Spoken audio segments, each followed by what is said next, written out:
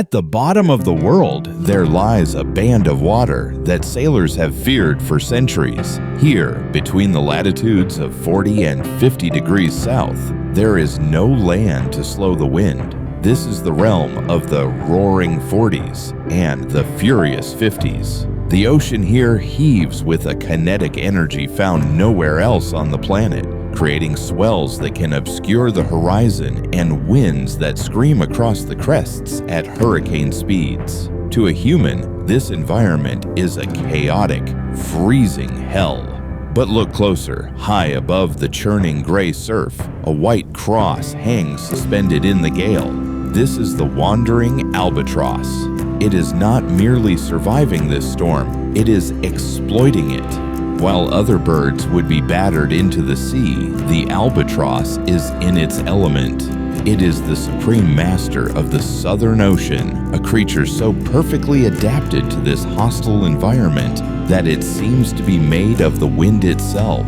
For the albatross, the storm is not a threat, it is an engine. Without the gale, they are grounded. With it, they are kings. This chapter explores the paradox of their existence, a life that thrives on the very forces that destroy others.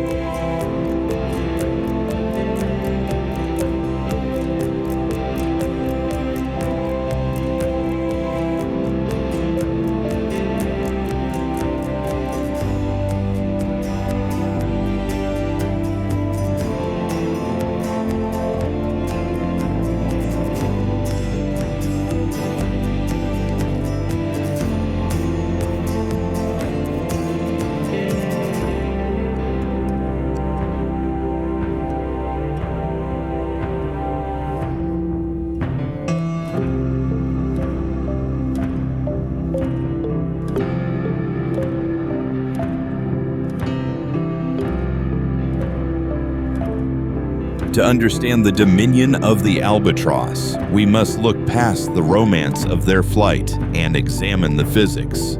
With a wingspan reaching nearly 12 feet, the widest of any living bird, the wandering albatross is a living glider. Their wings are long, narrow, and stiff, shaped like the blades of a high-performance aircraft. But the true miracle lies inside the body. An albatross possesses a unique tendon in its shoulder girdle. When the wings are fully extended, this tendon acts as a locking mechanism. It holds the wing in place, rigid and flat, without the bird needing to use any muscle power. While a hummingbird or an eagle must burn vast amounts of calories to flap, the albatross simply locks its wings and lets physics take over. Scientists monitoring their heart rates have discovered a startling fact. An albatross flying at 50 miles per hour has a heart rate barely higher than when it is resting on a nest. They utilize a technique known as dynamic soaring. The bird dives down into the trough between two giant waves where the air is still. Then, banking sharply, it turns up into the full force of the wind blowing over the wave's crest. This collision with the wind shoots the bird upward like a rocket. By repeating this loop, down into the trough, up over the crest, they extract energy from the wind shear. They are perpetually falling and catching themselves, traversing thousands of miles of open ocean while expending almost no energy.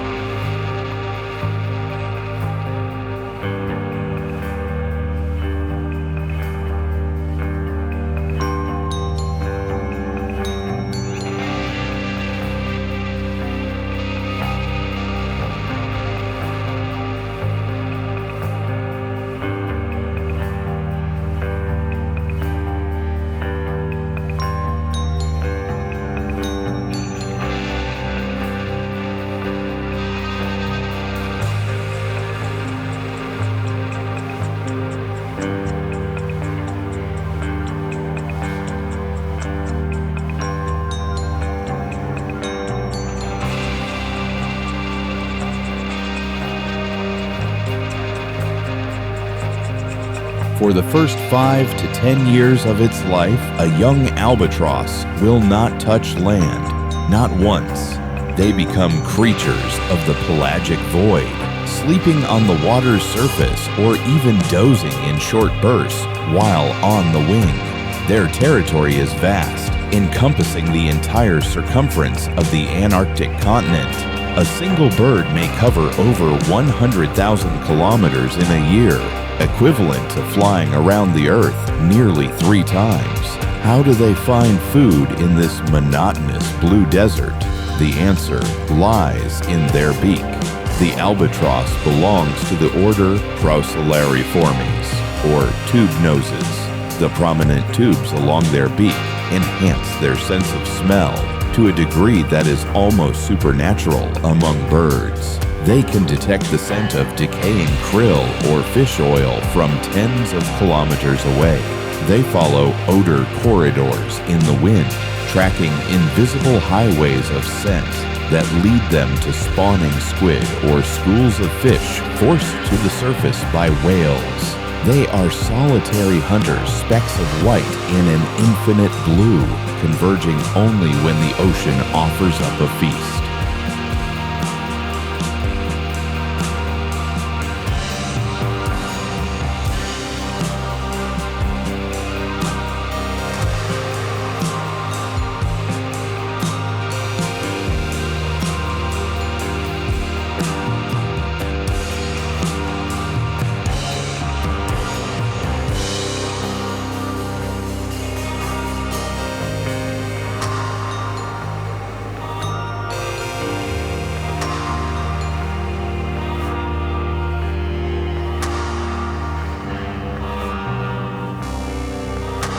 But the wandering cannot last forever. There is a biological clock ticking within them, driven by the changing seasons and hormones. As the Antarctic summer approaches, the albatrosses turn away from the open sea and head toward tiny, isolated specks of land. South Georgia, the Falklands, the Crozet Islands, Midway Atoll. This is the Great Reunion. Albatrosses are renowned for their monogamy.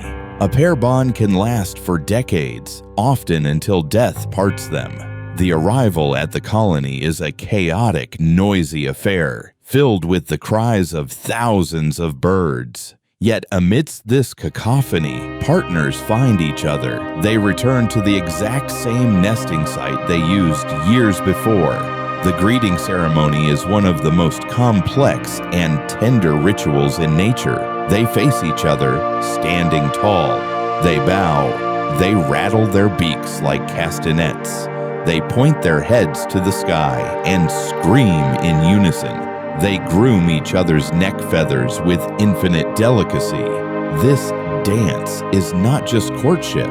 It is a mechanism to reestablish recognition and trust after a year or two of separation. It is a language of love, practiced and perfected over a lifetime. For a bird that spends its life in solitude, this bond is the anchor of its existence.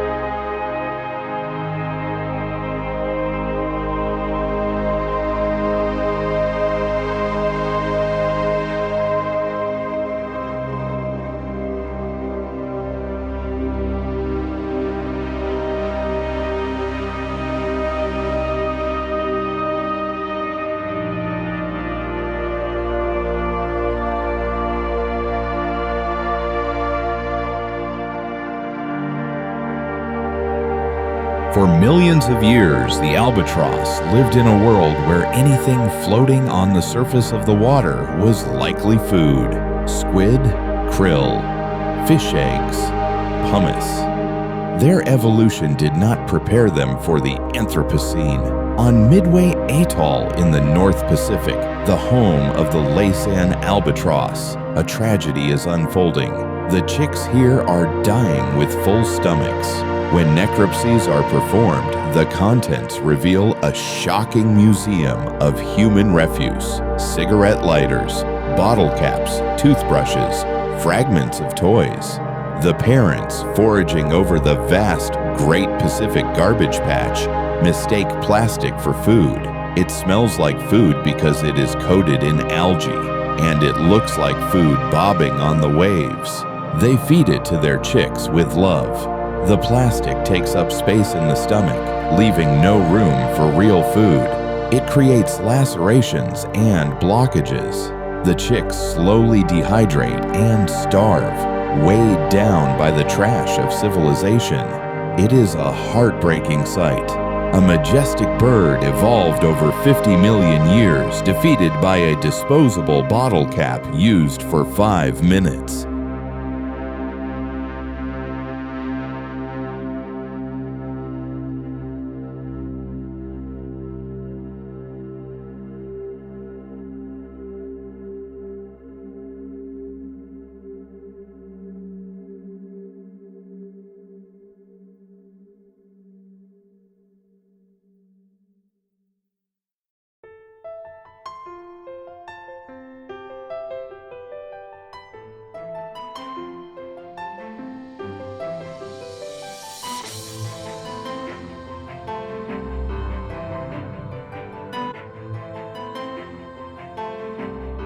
In the southern hemisphere, the threat is different but equally deadly.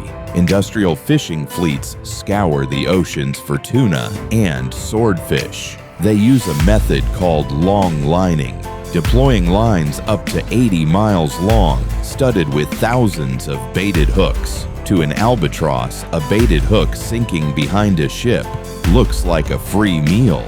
They have learned to follow ships, scavenging the offal. They dive for the bait, swallow the hook, and are dragged underwater. An albatross is a creature of the air. It cannot breathe water. They drown in the thousands. It is estimated that 100,000 albatrosses are killed every year by long-line fisheries. For a bird that reproduces so slowly, one chick every 2 years, this rate of attrition is catastrophic. Populations of the wandering albatross and the gray-headed albatross have plummeted, putting them on the red list of threatened species.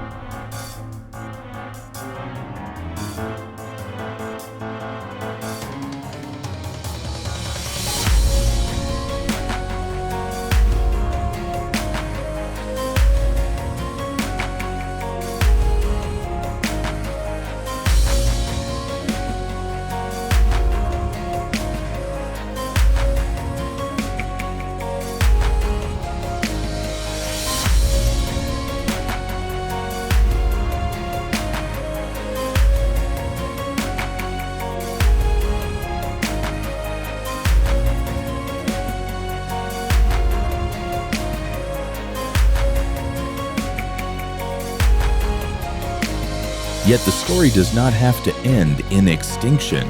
The plight of the albatross has sparked a global movement. Scientists and conservationists are working directly with fishing captains. Simple low-tech solutions are proving effective. Adding weights to the lines makes the bait sink faster out of the bird's reach. Flying streamer lines, or Tory lines, colorful ribbons that flutter behind the boat, scares the birds away from the danger zone.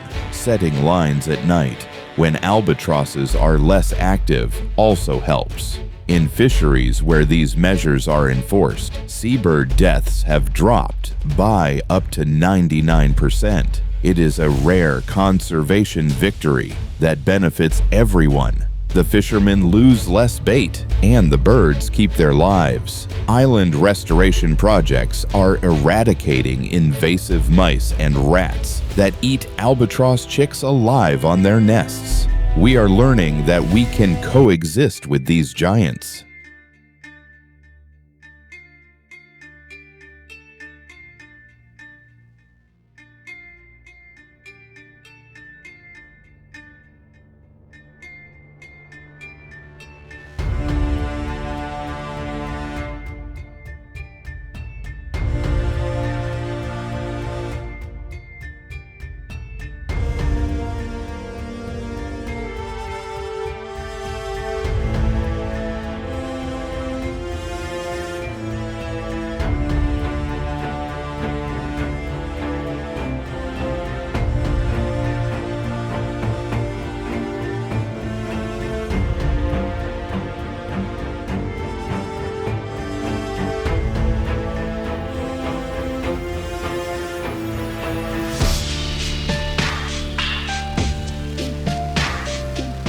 There is a superstition among old sailors, immortalized in Coleridge's The Rime of the Ancient Mariner, that the albatross carries the soul of a drowned sailor. To harm one is to doom the ship. Science tells us they are birds, biological organisms of flesh and feather. But watching them, it is hard not to feel the spiritual weight of the myth. They are the sentinels of the ocean's health, the eyes that watch over the empty places of the world. They connect the continents, sewing the hemispheres together with their flight paths. An albatross can live for 60, perhaps 70 years. A bird hatching today will see the world of the 2090s. What kind of ocean will it fly over? Will it be empty and plastic filled, or will it be teeming with life? As the sun sets over the Southern Ocean, painting the towering waves in gold and violet, the silhouette of the albatross remains. It banks effortlessly, turning into the wind, disappearing into the vastness. They are the wandering souls of our planet, a reminder of a wildness that we must not allow to vanish. Long may they fly.